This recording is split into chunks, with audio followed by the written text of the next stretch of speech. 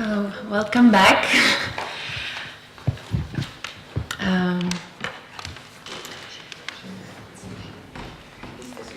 So first I would like to again introduce myself. My name is Tereza Stejskalová. I'm the curator of Transit, which is the organizer of this event. And together with my colleague Vít, also a curator, we will moderate the discussion and hopefully hopefully contribute something as well from our research. First, I would like to share with you the unfortunate news that a participant or an important person who was supposed to participate in this discussion couldn't show up, and that is Rasha Salti. So she fell sick and she just couldn't make it. So first I would like to introduce Hafed Bouassida, who is a filmmaker, producer. He studied at FAMU in the late 60s and early 70s, is originally from Tunisia, and currently is based in the United States, where he heads the Department of Film at Minneapolis College in Minnesota. You have just seen his film, Berber Rhapsody, that was co-directed with Antonín František Šulc. Another participant is I think unnecessary to introduce because you know her all very well, I believe. It's a filmmaker, Drahomíra Vihanová, an author of many films and documentaries who have won both national and international acclaim. And the last but not least is Mr. Piyasiri Gunaratna, who is a filmmaker and an interpreter, is from Sri Lanka, studied at FAMU in the early 1960s, and you have seen his film Winter in Czechoslovakia, and is currently based in Prague, lives in Prague. So,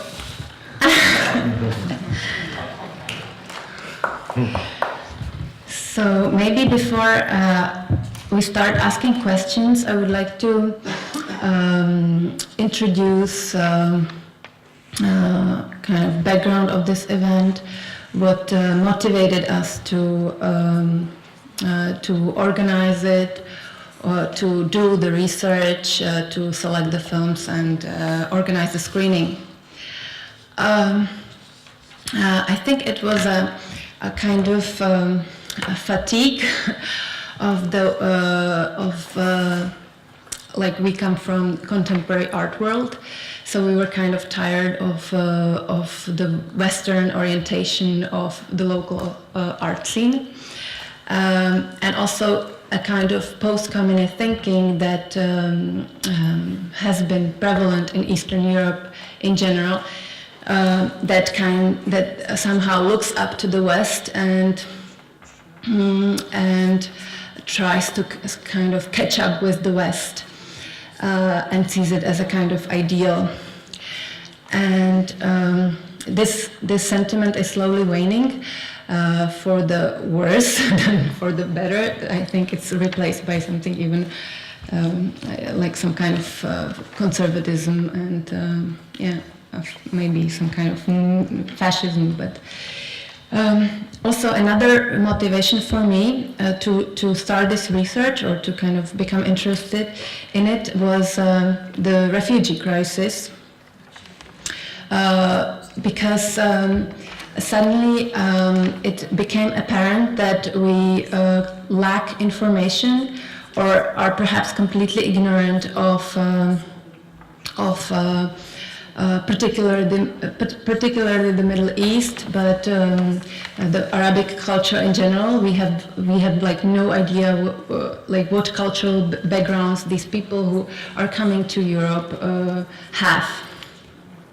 And this lack of knowledge, in my opinion, comes to our detriment because we don't really understand the great political crisis that is going on there and that is actually affecting us all. So these are the reasons we became interested in exploring these regions and also interested in forming collaborations. But at the same time, we were wondering if there is a tradition in our own history that we could continue. And that's how we came across the phenomenon of third world students in Eastern Europe and in Czechoslovakia in particular, and the cultural exchange related to it. We ended up with film because most of the students who came to Czechoslovakia to study art, and this is what we were interested in, turned to film. We can discuss the reasons later. Anyway, we found no book, or very few articles, and 2 diploma theses on the subject. So we felt like we have come across kind of a blind spot in history. And I believe this blind spot is not only on our side, the Czechoslovak side, or maybe in more general, the Eastern European side, but I believe it's also not really reflected in the countries where these students were coming from. So the only thing we found was a list of third world students who studied at FAMU and their students' films, or films that they produced later in co-production with Czechoslovakia, some of which you have just seen. So this is my introduction, and now I would like to ask you, why did you come to FAMU, and how? Why did you come to Czechoslovakia and to FAMU in particular? I'm asking Piyasiri, Gunaratna, and... Can I sit and answer? Can I sit and answer? Yeah, maybe, I don't know if people can hear you well. Do you hear me? Yes. Okay, I'll be seated. Thank you. Coming to Czechoslovakia was a dream.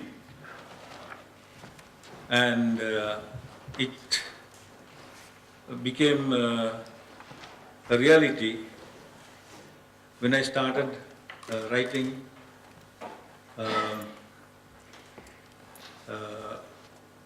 to a pen friend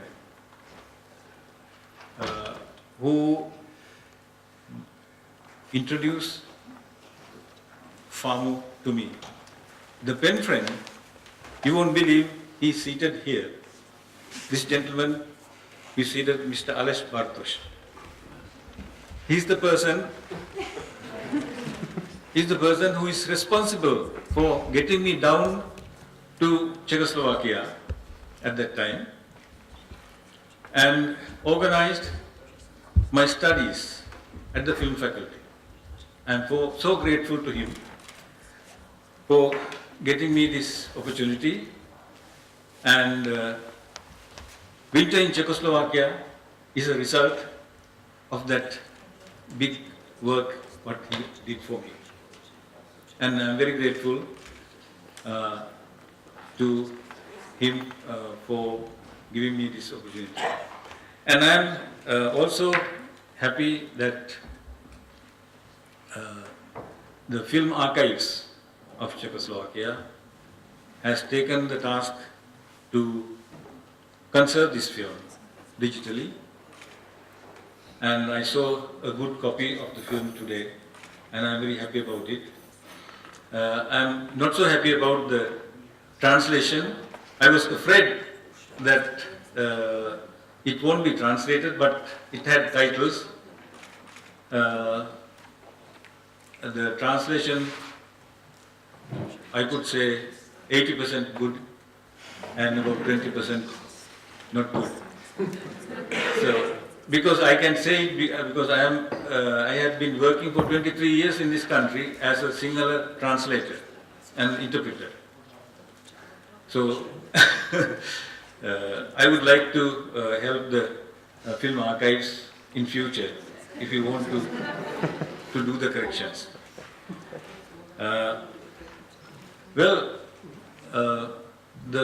The idea of making a short film about the weather in Europe, especially in the Czech Republic, was fascinating to me because in Sri Lanka we don't know what is snow. We don't know the various changes of weather, summer, winter, autumn, like that. So I wanted to show in this film to our students in the schools how the changes take place in Czechoslovakia. I took Czechoslovakia as the base for me, and it was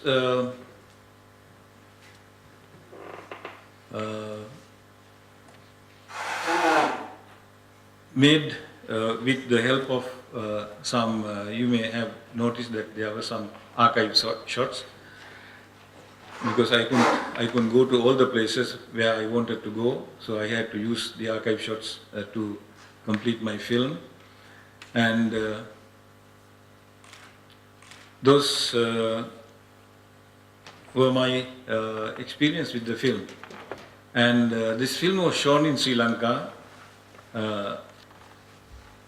to schools, and they were very happy about it. So my task was fulfilled, and I'm very happy to say that. Thank you very much.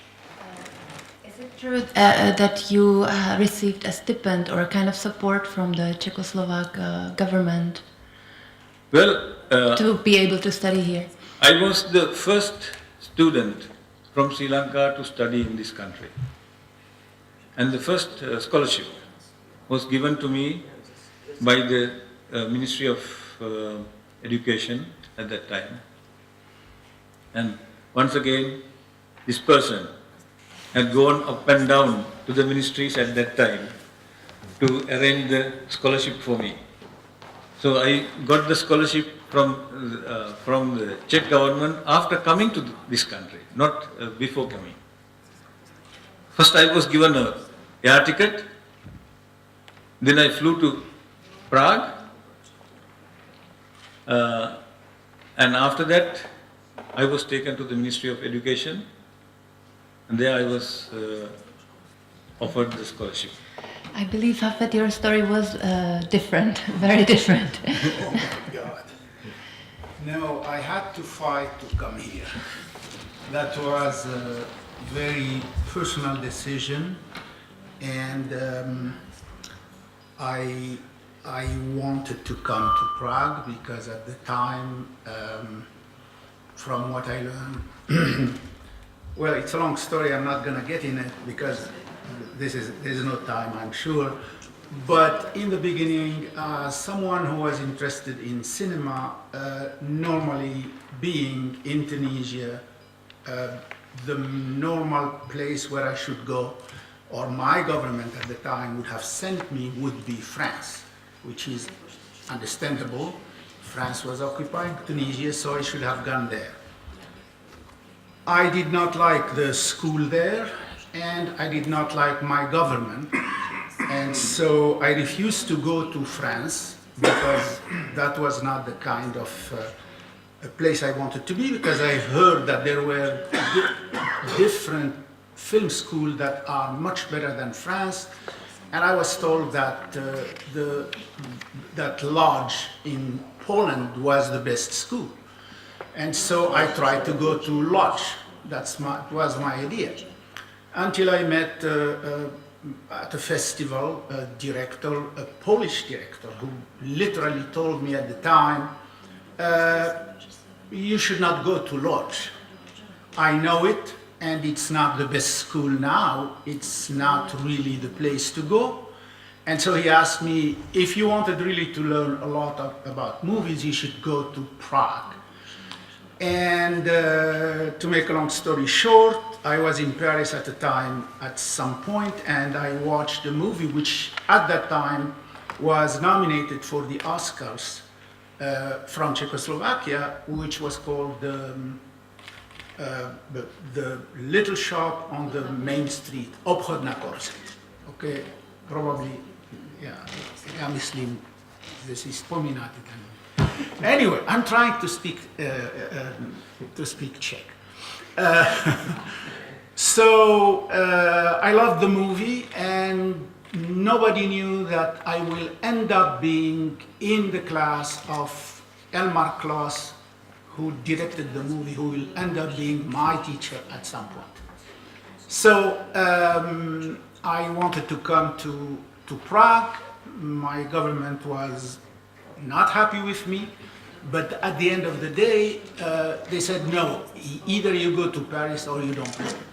So I said, fine, I'll not have any scholarship. But then, long story short again, I met someone just like you, someone who is not around anymore, who helped me a lot to get me to school here. And frankly, I ended up having a scholarship from the government of the Czechoslovakia at the time.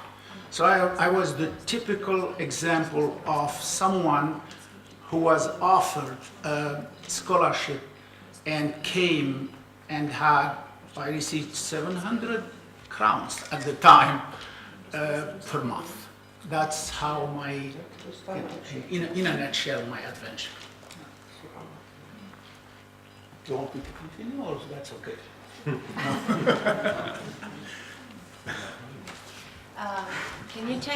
Can you talk about maybe what has FAMU given you? Who were your teachers? How was it for you to be at the school at the time? How did you collaborate or not collaborate with your colleagues or schoolmates? Well, I could say I had a wonderful time at FAMU.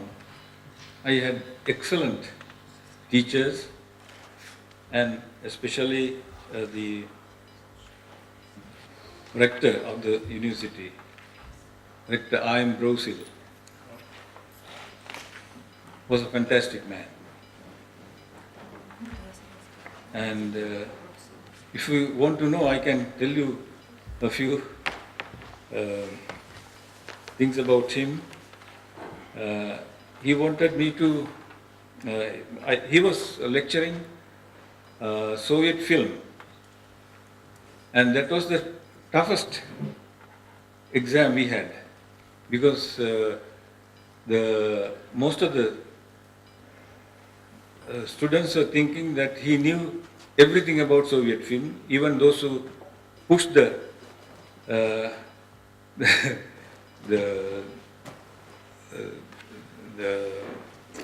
what do you call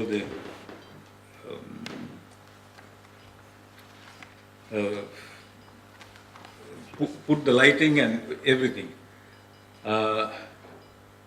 So he gave me a question asking me what is the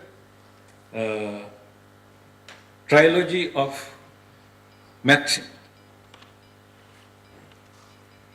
So I said something about what I knew about Maxim Gorky, and after that he said, no, this is not what I wanted. You don't know the question. I could have given you 2 for the other questions. but I want you to get one because you are going out of this country in a few months' time, and I would like to be an excellent student of my faculty in Sri Lanka.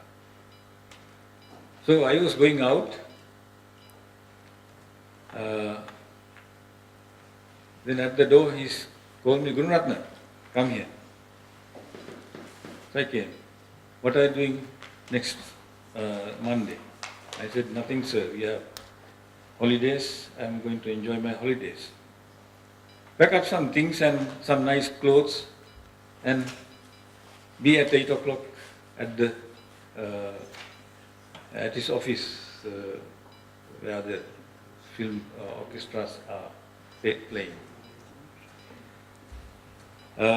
So we got into a car. We went to. I didn't know what he wanted from me. Because I had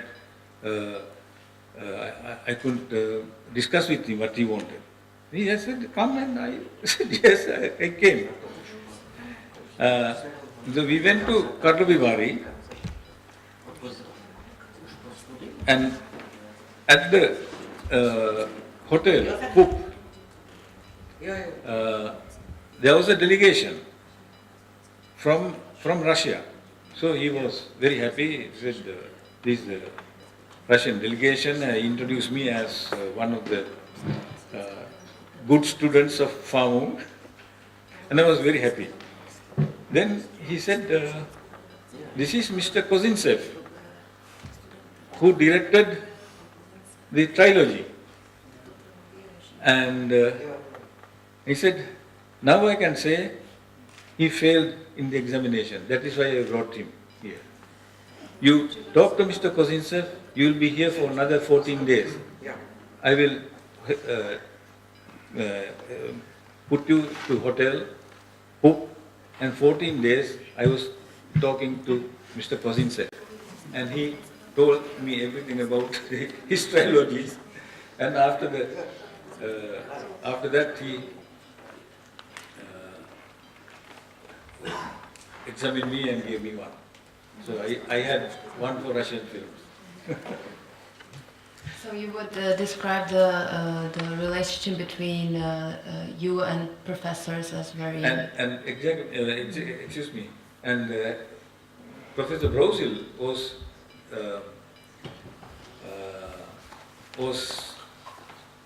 telling about this story, how he could meet a man in history with a student whom he is teaching. So he said that's a very special occasion for a man from history to meet a student. I would have a question that came to my mind while I was looking at two films tonight.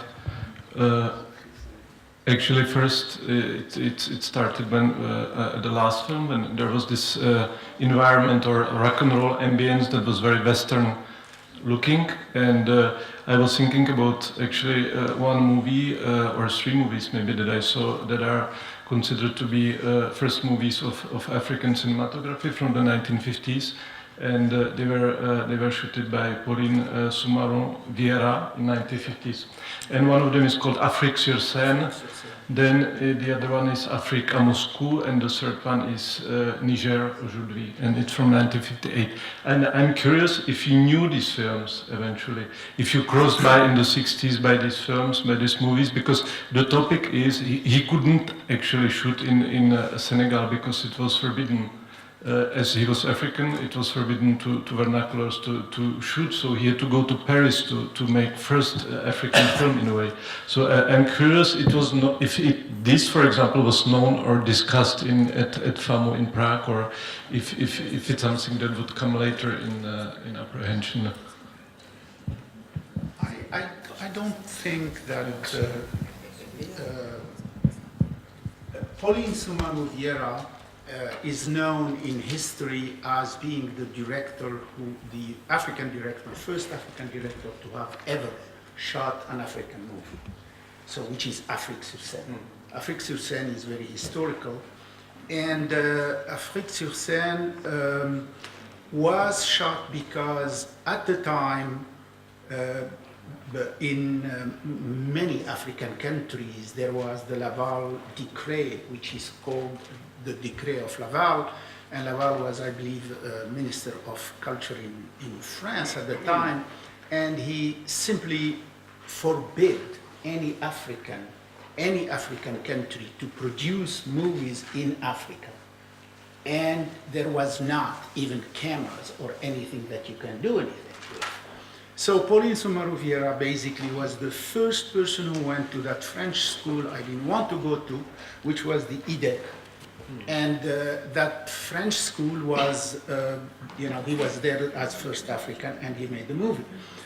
But I would say that I did not, as much as FAMU was great at the time to bring movies, and I remember I have a colleague here who is sitting, who was in class with me, Vladimir Blazek is here, and as much as we had every Friday, and that I can say was amazing, because every Friday we will watch movies that are coming from all over the world. And those are American, English, German movies that were not shown to the rest of the population in Czechoslovakia. So that was unique in and of itself, politically, socially, and so on. We were able to see certain movies that were approved somehow by the government of Czechoslovakia. And the students had the ability to see them, and sometimes Brosil himself would be there and would be discussing those movies. Just small detail, and would be there, for example, also from what is called today third cinema that were shooting? No, and that's the point. But I cannot remember that there was any one time, never, there was one African movie that was shown. No. That was not, and that was to me a little bit surprising, because the kind of movies that we saw were avant-garde French and English and American sometimes, and so on and so forth. But African movies, no. They were shown at the time at Carlo Vivari Film Festival, at certain festival where there was, few movies that were chosen and presented in the festival, but that's about it. My question is related to that. In my conversation with you and Siri and other people, it became apparent that, and also with Mrs. Vihanová, it became apparent that FAMU that you were very much influenced by FAMU and the Czechoslovak culture at the time, and the literature and the music, philosophy, the cultural life of this country. And I keep wondering if it was also kind of a mutual influence. If you think that you coming from your culture influenced your colleagues, your professors, or your friends. And also, this could be a question also for Ms. Ms. Vihanová, because her film is a kind of or I see it as a kind of mirror of or kind of a reflection of the situation of an African student in Prague. So I think you can all. It's a question to all of you, but. No, tak já musím, co se mě týče teda, tak jsem žádný vliv tedy na sebe necítila. Já jsem především měla problémy s tím najít člověka z Afriky, který by se dovedl posadit ke klavíru. A když jsem ho konečně našla, tak jsem zjistila, že tady existuje svaz afrických studentů, který si vyžádal scénář a po přečtení prohlásil, že žádný Afričan nesmí v tom filmu vystupovat. Což teda jaksi bylo pro mě dost kruté zjištění, protože já jsem konečně jednoho tedy, který sice nehrál klasiku, ale přece jenom se dovedl ke klavíru pozadit, tak toho jsem ztratila. Tak potom jsem hledala dál a našla jsem toho Juliana Díaze, což byl Kubánec a studoval tělesnou výchovu. Nemůžu říct, že by, já jsem tu atmosféru, která tady panovala, že jo, vůči zahraničním studentům, ne na FAMU, protože na FAMU jsme nedělali vůbec žádný rozdíl, jestli je takový nebo onaký, tam hrál roli, přinese dobrou práci nebo přinese špatnou práci a tím to končí, že jo. Ale ta atmosféra proti zahraničním studentům speciálně, teda se domnívám, jaksi z Afriky, byla tady velice napružená, jo? Tak tu jsem vnímala, tu jsem tady, ale to jsem reflektovala jako sama o sobě. Ten Julian mě nějak jaksi ten neovlivnil, ovlivnil jen tím, že bohužel já jsem musela půl roku s ním, tedy opravdu mu přehrávat začátek chromatické fantazie a konec té fugy, aby on dovedl aspoň trošku to markírovat, protože on na klavír neuměl vůbec nic a já jsem tam přece jenom potřebovala ne takový ten obvyklý záběr, jak se dělá, že jo, že se zabere hořejšek, že jo, a jiné ruce hrají na klavír. Já jsem potřebovala, aby ty černé ruce hrály na těch bílých klavkách. No, tak to bylo jediné, co já jsem měla tedy za potíže. A hlavně byly teda potíže, to se stáhlo i na děkana, tam myslím, že na rektora, prostě ten svaz afrických studentů, který sídlil na Karlově náměstí. Do dneška si to pamatuju, chovali se ke mně poměrně dost teda odměřeně, řekla bych až neslušně. Prostě ten neustále zkoumal, jestli skutečně tam nějaký Afričan a prostě dělal nám potíže. Ale jinak já nemůžu říct, že by mě, jaksi ta spolupráce s tím Juanem samozřejmě byla velice dobrá, protože to byl muzický člověk, že jo. Takže nám ta spolupráce dělala radost, ale že by mě nějak ovlivňovalo to, že on je Kubánec a já jsem Češka, no tak to jaksi jsem vůbec nereflektovala. A můžu se vás zeptat, možná to je jako taková vlastně... Ještě překlad možná, jo. Bude Možná to je jako naivní nebo jako hloupá otázka, ale proč ten hlavní hrdina tedy vlastně má představovat, proč musí hrát jakoby Afričan nebo Kubánec vlastně? Po tom, co jste říkala, jenom přemýšlím o tom. No, protože já mám teda takovou jako slabost pro takzvaný outsidery, jo? Nebo nemůžu říct zrovna outsidery, ale prostě ty, který se trošku lišej a tím, tou svou odlišností teda ty lidi provokujou. A protože mě opravdu ta atmosféra velice iritovala, zvlášť teda ty chlapy, že jo, těžce nesli, když ty speciálně blondýny chodili s těma černochama, že jo, tak to teda, a prostě to bylo cítit v té Praze tehdy. Já nevím, dneska samozřejmě je to úplně něco jiného, ale já jsem to a proto já jsem chtěla jedna, aby se odlišoval tím vizáží, to za prvé. A chtěla jsem říct, že černoši, protože tady se, jak říkal, lezou po stromech, že jo, a tady přijdou dělat hogo, protože oni měli bony, že jo, a tak.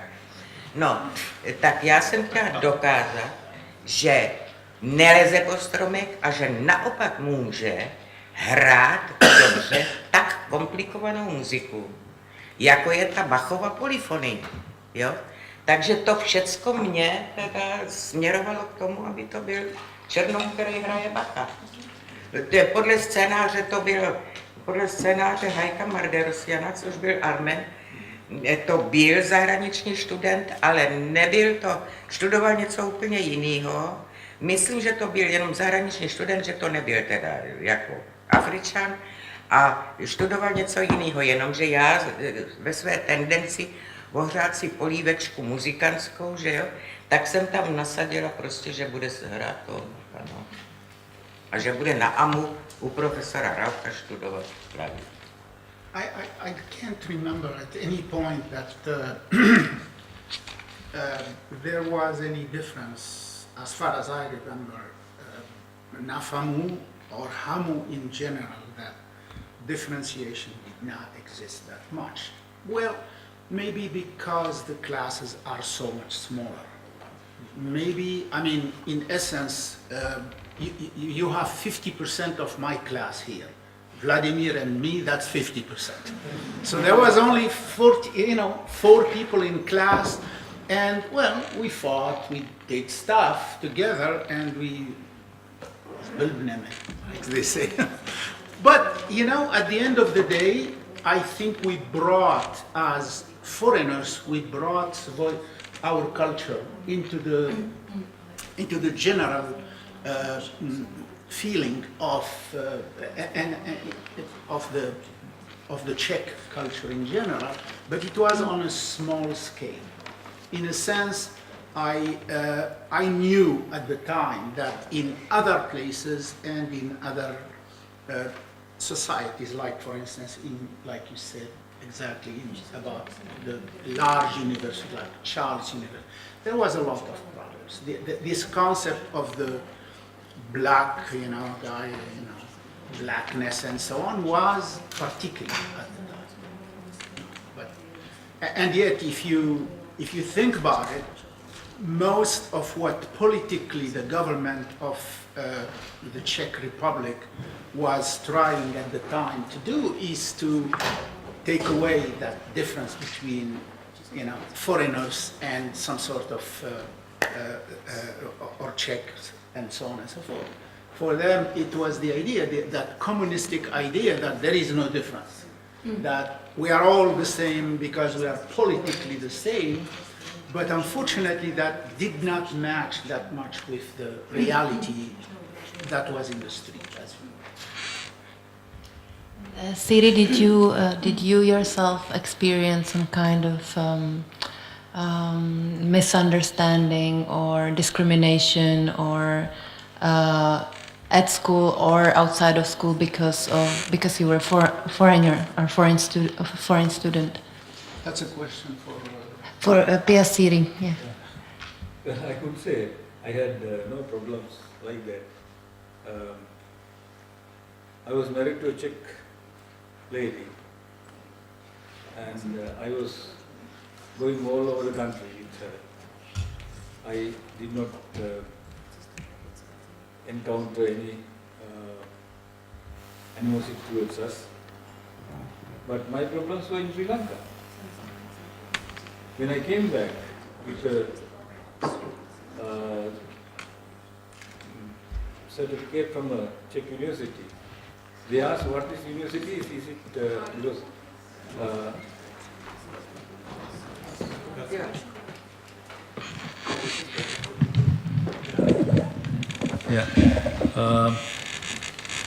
my problems started in Sri Lanka because I had to wait for 6 years until I got a job in Sri Lanka. Before I came out of Sri Lanka, I went to the government film unit. There was a film unit working for the government, and asked for a job there. They said, "What are your qualifications?" I said, "I have my senior school certificate." They said, "Very sorry, that's not enough." Then after getting the certificate from here, master certificate from FAMU, and went back, said, "Very sorry, you are too qualified for us."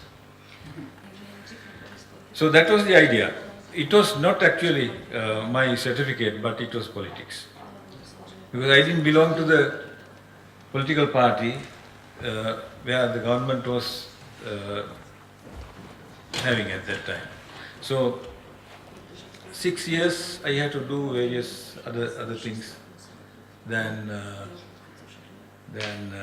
filmmaking. So after 6 years I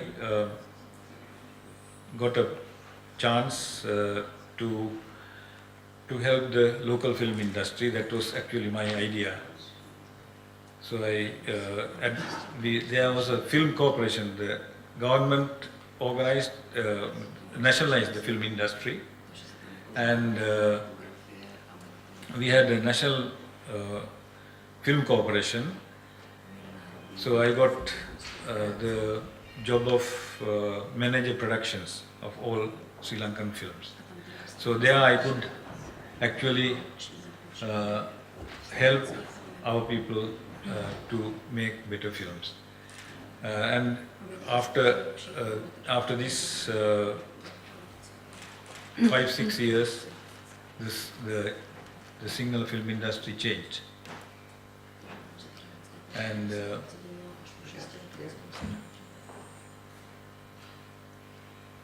well, And, can you maybe say, because I'm interested, how was the film Winter in Czechoslovakia? Because it's, it was meant for a Sri Lankan public, not for the Czechoslovakians, or so it said, in the titles in the beginning. So how was it received in Czechoslovakia at that time? It was shown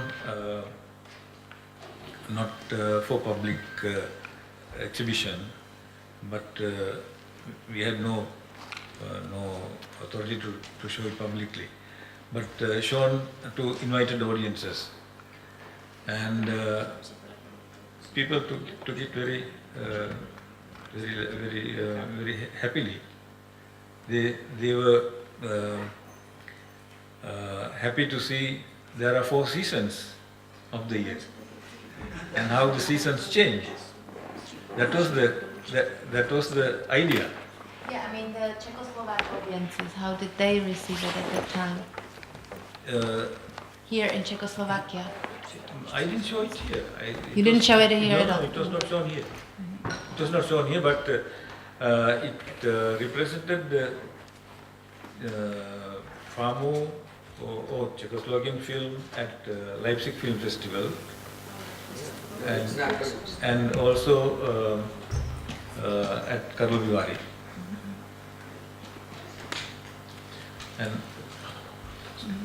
To já jenom bych vysvětlila, že ono nebylo příliš obvyklé tehdy dávat absolventské filmy. Jednak oni měli metráž, která neodpovídala té metráži, na co byla Ústřední půjčovna, tehdy jediná distribuční firma, na co byla zajetá, ale nebylo zvykem jako dávat absolventské filmy do distribuce. Jedinou výjimkou byla Věra Chytilová, že udělala po Stropu, což byl její absolventský film, udělala v krátkém filmu ten další film, ten Pytel Blech, takže se to dalo tou metráží vlastně shrnout do celovečerního filmu a šlo to tedy jako normálně v distribuci. Ale jinak teda absolventské filmy nechodily. Ani ta, chodili velice, ano, škola se starala o teda umístění na festivalu, že jo, aby posílala na festivaly ven. A to velice pečlivě, jo, to skutečně fungovalo, ale jinak teda ani ta fuga nešla, protože má metráž asi 35 minut, to je metráž, která se píšovně nehodila, že jo, takže ta taky nešla v distribuci. Takže to jenom uvádím na vysvětlenou, že tedy ten jeho film, že samozřejmě mohla to vzít v televizi, ale tenkrát mám ten den, že ty kontakty s televizí ještě nebyly tak zajetý, aby jsme tam šoupali absolventský film.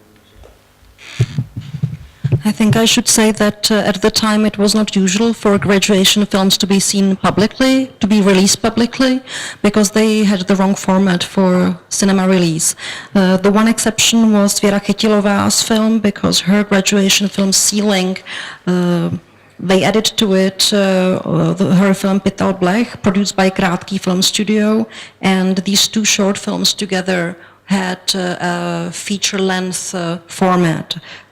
But FAMU was very active in trying to get their graduate films to foreign festivals. They were actually very good at that, but graduation films were not released as a rule in cinemas.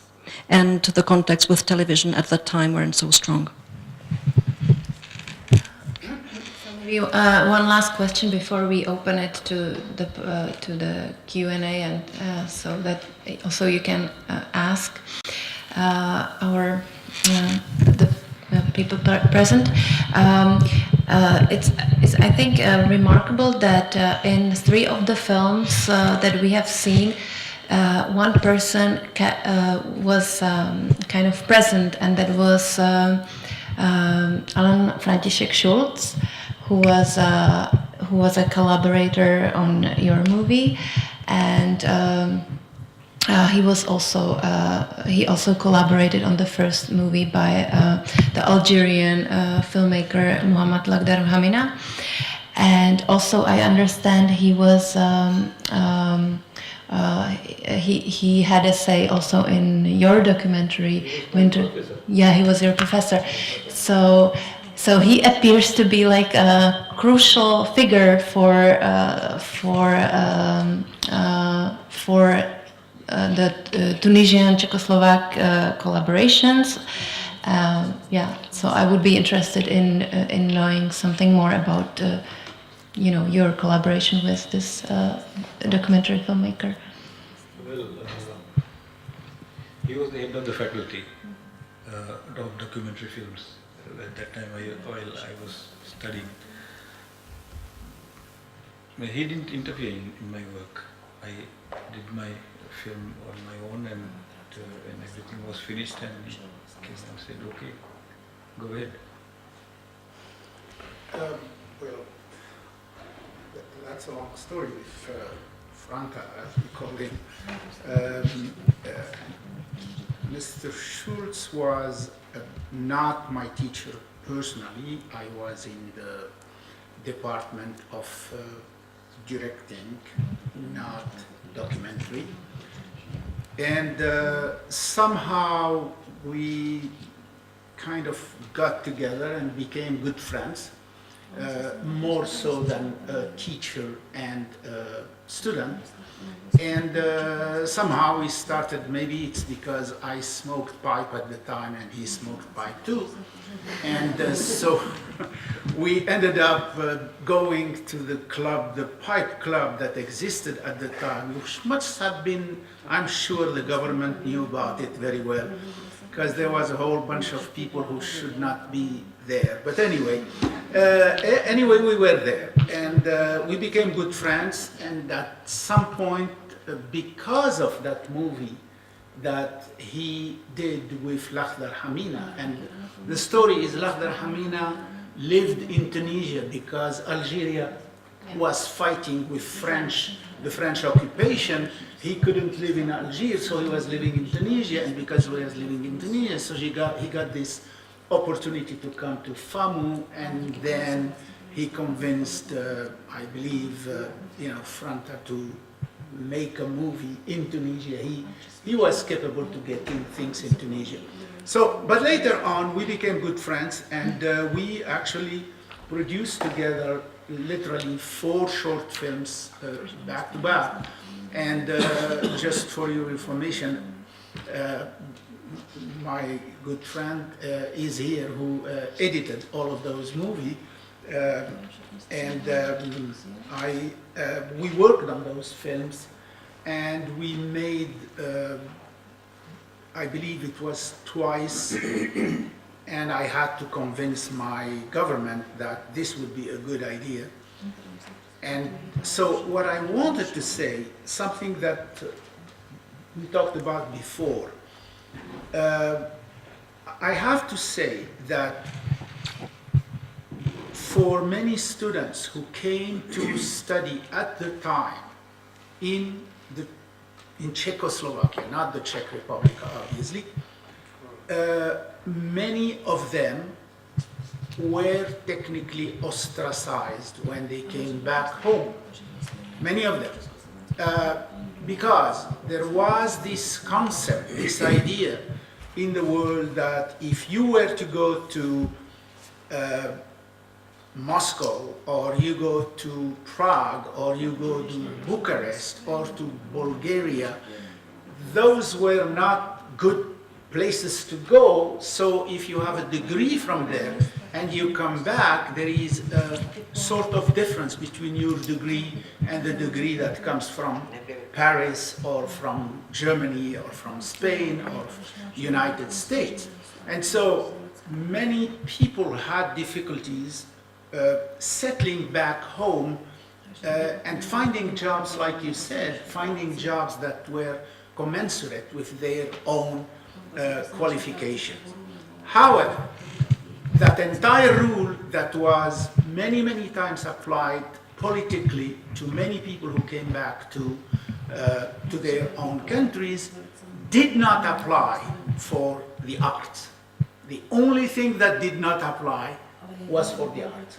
So if you were in Czechoslovakia, in Moscow, and so on, and you had a degree in film or in music or what have you, most of the time they would recognize and respect that. So that's kind of the experience that existed, plus the connection with this stigma that existed at the time between many third world governments that looked at the communist countries as a place where you can send your students, but you don't respect them anyway, because they are learning to be communists and stuff like that. And so they didn't like it.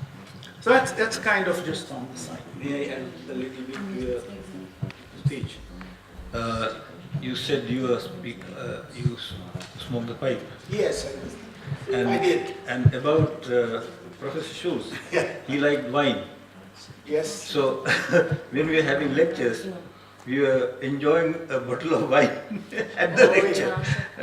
At the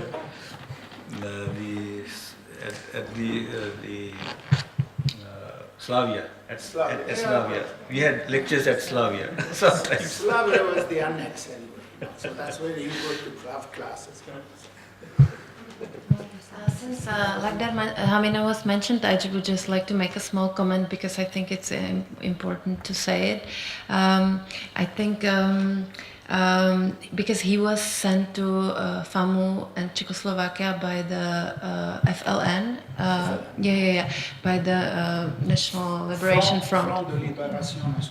Exactly, yeah, and I think it's I think it's an interesting interesting connection between FAMU and and the struggle against the anti-colonial struggle. There is actually also another kind of strange connection in Věra Chytilová movie's Ceiling. There is a scene where there is also an Algerian film student who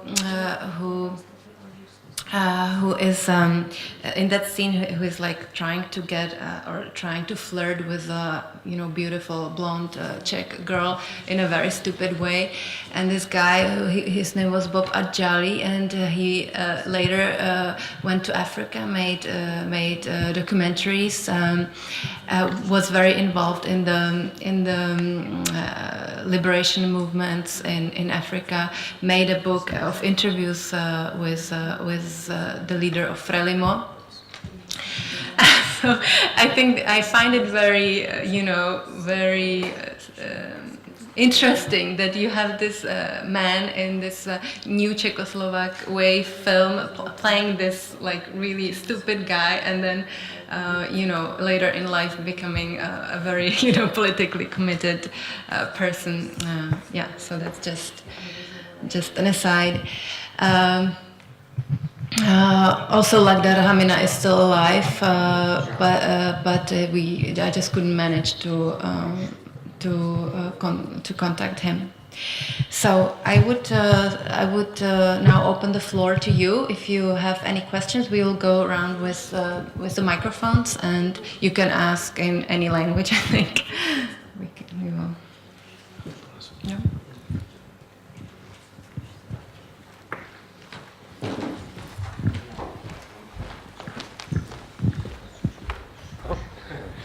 Someone behind me. Hi there. I wanted to ask a question about, well, this is an open question, on your opinion of the the power of the medium, the film medium, to drive change of the kind that and I think many of you will agree, we need today. I'm British and we've just had the Brexit, America has got Trump, and we have the immigration problem across Europe.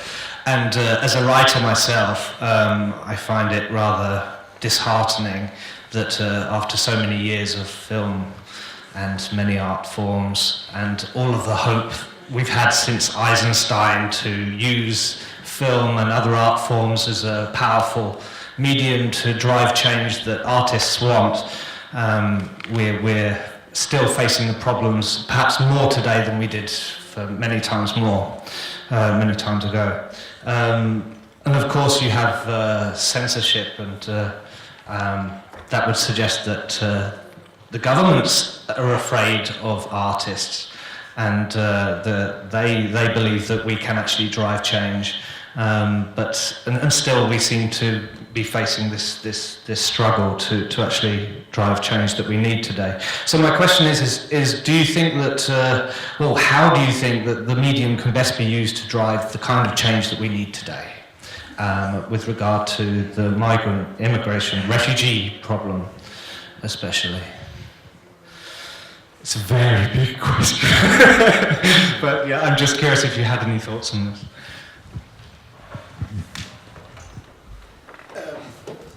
I'll take that one. What the heck?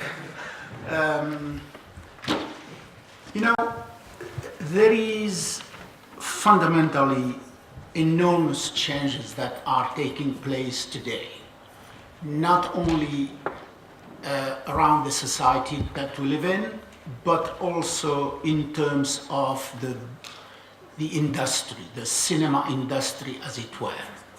I think there is something fundamentally important today that we have to recognize and to accept. What I call the concept of democratization of the medium. I am not quite sure that governments today are capable of preventing people from expressing themselves or saying and bringing the thing that they want to say. After all, you know, there is the internet. There is the internet, there is the ability. That camera doesn't cost that much.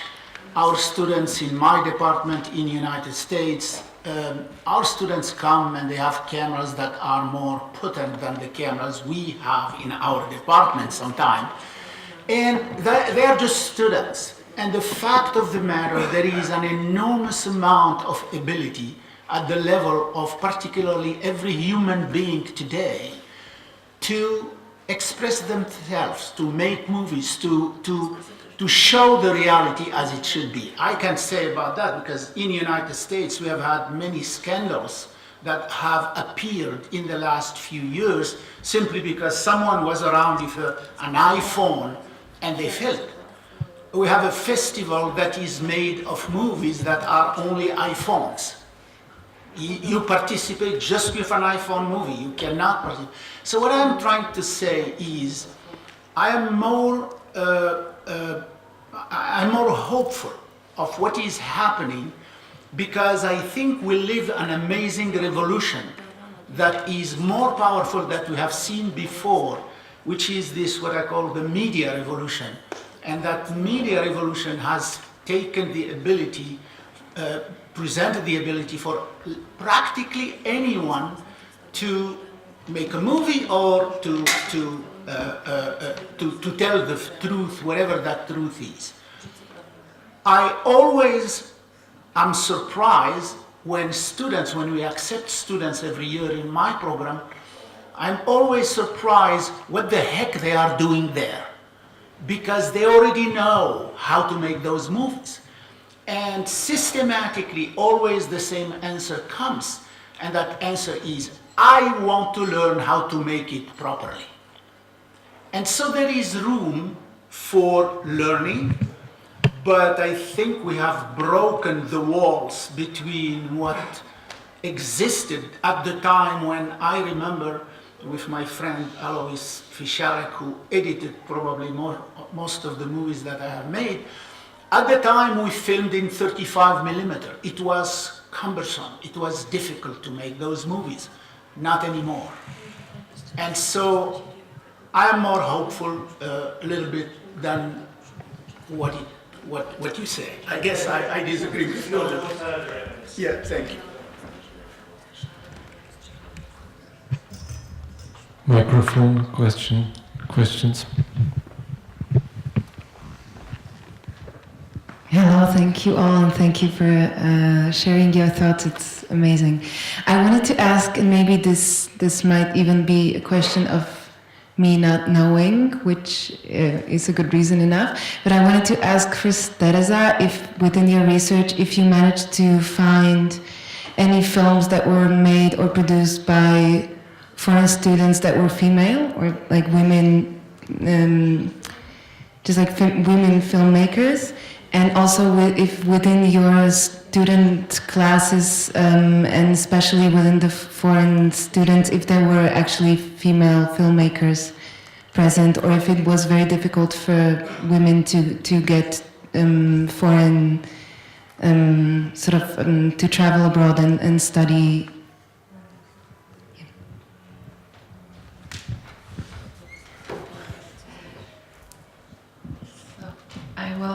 I will answer the FAMU part, and I will pass the microphone. In my research, I have come across female filmmakers, but they came not from Asia or Africa, but from Latin America. Yeah, sure. I mean, I'm talking about the so-called third world. Yeah. So, and there were like, I don't know, you could count on your fingers, really, a big minority. I mean, at that time, I think that in those times, like your 70s, 80s, at the level of the entire world, there was not many filmmakers. When I came to school, Agnieszka Holland just left. And I can't remember any other name. Agnieszka Holland was the only person I know. She was from Poland. Okay, so it's not a big deal. She's not from a third world country. I think there was also that other stigma in many of those third world countries. It was looked down upon for a woman to be in the arts in the first place. So there was kind of that stigma. But things are changing. You go to Tunisia today, the most vibrant filmmakers are women. There is a whole bunch of them, who are making movies after movies after movies, better than men most of the time. But that's one part of the change that is happening. So I suspect that probably a lot of women might show up in FAMU very soon.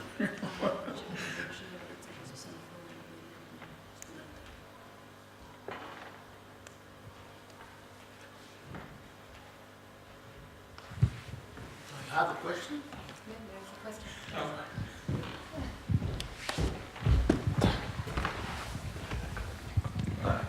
Já jsem chtěl jenom poznamenat k tomu A.F. Šulcovi.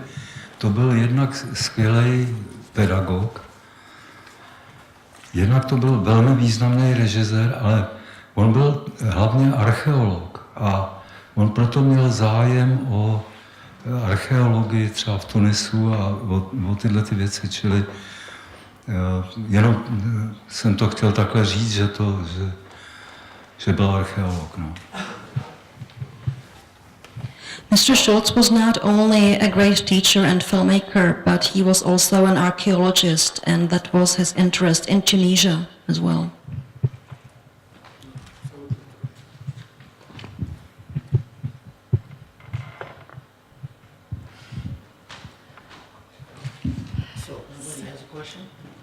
I have a question. I have a question for you guys. Did anybody amongst you ever seen any African movie, anything that you can name? Which one? Okay, that's Gillo Pontecorvo. the gods must be crazy, right? Yeah. I know. That doesn't count. No, the last African movie I have seen was Timbuktu by Abderrahman Sissako, who was, by the way, who studied in Moscow at gig at the film school in Moscow. So. No, I just wanted to know whether that idea, whether there is some African movies that people have the ability to see, because there is a vibrant production that is taking place right now, whether it is Sissako or movies by like Timbuktu or any other movies that have become a staple in festivals and so on. Particularly from Northern Africa. If you go, you have, as I said, in Tunisia or in Morocco in particular, there is an amazing production that is coming all the time. So I suspect that distribution is still lacking a little bit. So I hope it will. Yeah, I think I have a little comment. It's a pity that he's not here. But Maciej Nitra, he wrote a very interesting diploma thesis where he writes about the distribution of films under communism, and he precisely also compares the situation now and the situation then, and he is showing that. I don't know, in 70s, 80s, actually some third world movies made it into the general, distribution, which now is not really, unfortunately, the case. So if there are no questions, I suggest we close the event this evening. I would like to thank the Ponrepo Cinema, the National Film Archive, all the sponsors and people who made this event possible, mainly our participants in the discussion, and also you. Thank you for coming. Thank you.